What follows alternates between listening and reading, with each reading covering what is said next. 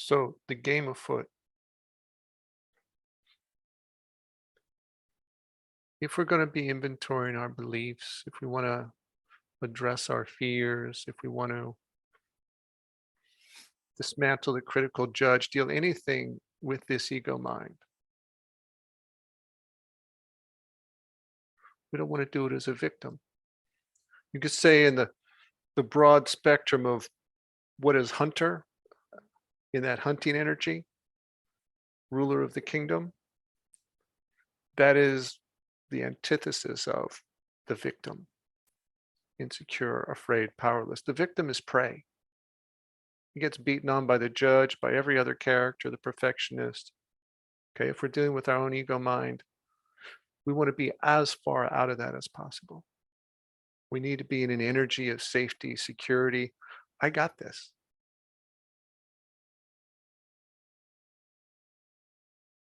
So while this seems like a little shamanic journey, there's a very practical, grounded benefits in how you deal with your own mind and those impulses,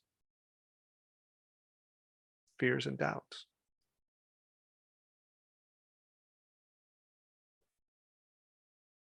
And you'll learn with practice that you can kind of lower the intensity or raise the intensity depending on what it is you're going after. Yeah.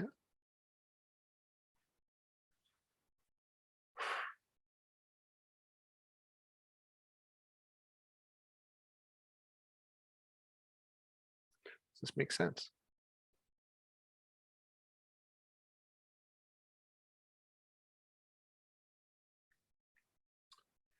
If in the last session we talked about attention, and your attention is the ball,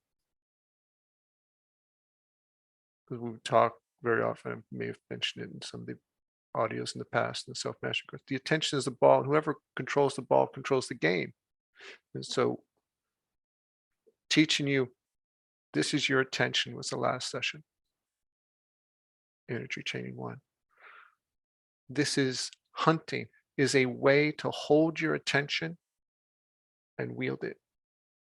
Or we could say your attention is a sword. Taking your attention as a hunter and how you use your attention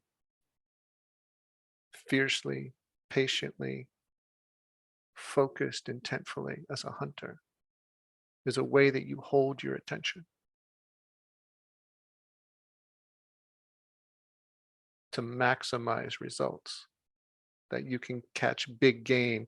You find big fears, you find old stories, old memories, and emotional wounds to be cleaned up. You can't change these things until you see them. And as a hunter, you see everything. And you see the layers behind the layers. Something that looks like an impulse is actually, or a little voice, I can't do it, is actually a little girl. Memory, feeling, speaking to us from our unconscious. Okay. Or whatever it is for you.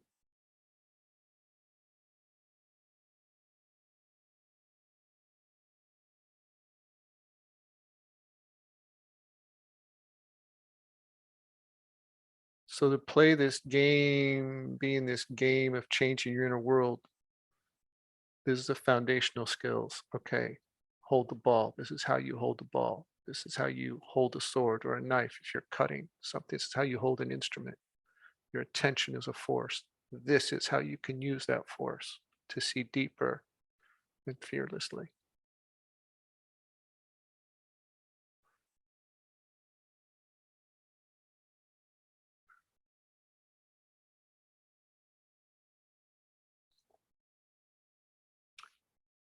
Why I mentioned shape-shifting in the title.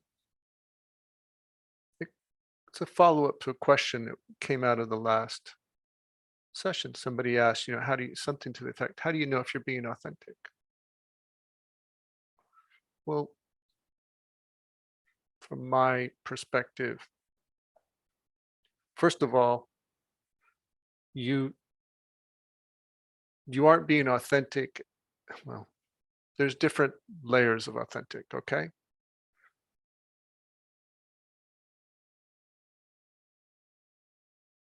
There's the authentic of here's where I am. I have this much fear, this much victim in my personality, this much judgment, this much perfectionism, this much of these different energies, and I'm being honest. This is where I am.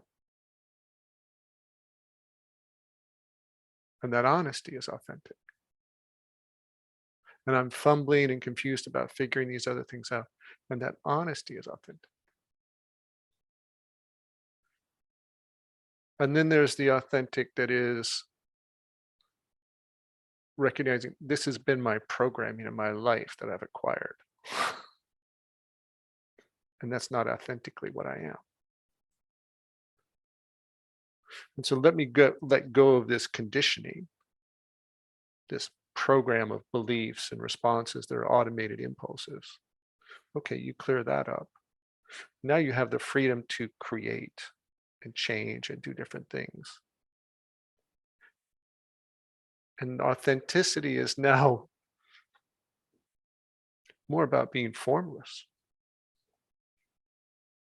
This is what this situation needs. I need to hunt this. I'm having this reaction to this person. What's going on here? Okay, well, that's cleared up. Let's go play. And you play and you have fun, and that's being authentic. And so authentic isn't a singular thing. Authentic is a formlessness that allows one to move into being different things in different moments. If you have a cat is authentic, and the cat is behaving differently all the time. The cat is a cat, and within that cat is its personality to play and be affectionate, okay? And then go off and hunt and fight and be a terror. Authentic forms of the cat. But the authenticity is the formlessness, to be anything in any moment. And so the form we take is the shape, but the magician or shapeshifter is the one that's like, you really have that mastery that you can choose in any moment what form you're going to take.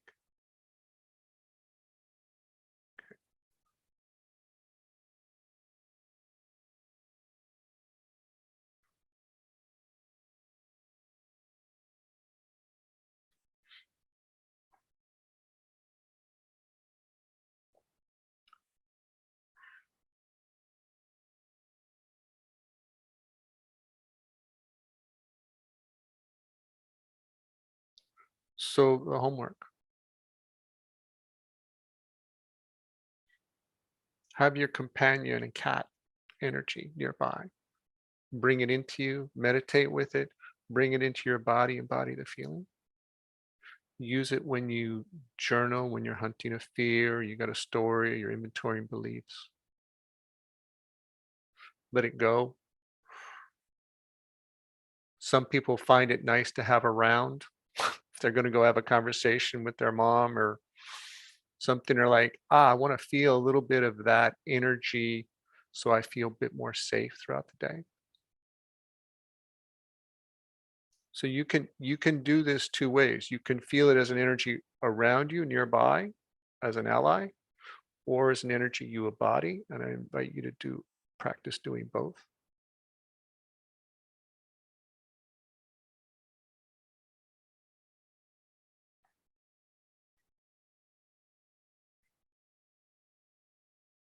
And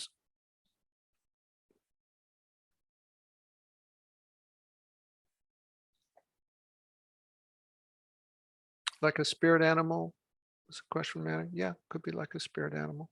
We would call it an ally energy.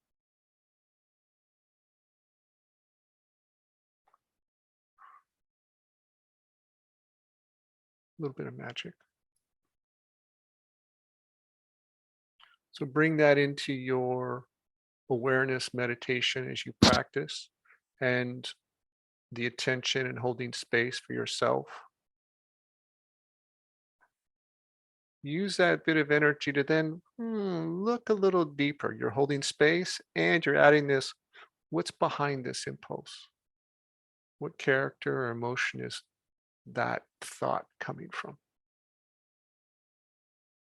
So kind of what the little dreaming we did in the beginning, to look down into the source of where something's coming from.